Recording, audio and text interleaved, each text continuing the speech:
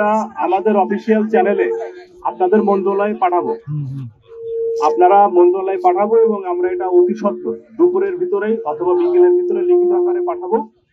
আমাদের এখান থেকে কাজ শেষ করে যে তাৎক্ষণিক পাঠাইলে ভালো হবে। আমরা তাৎক্ষণিকই এখানে আমাদের যে কোর্টে কাজ আছে, কাজ শেষ করে আমাদের অফিসার ইনচার্জ আছে, সে আপনাদের প্রতিনিধিকে বলেছে যে লাঞ্চের পরে এখানে কাজ শেষ করে যে একটা প্রতিবেদন পাঠাবে এবং এটা আপনাদেরকে জানানো হবে।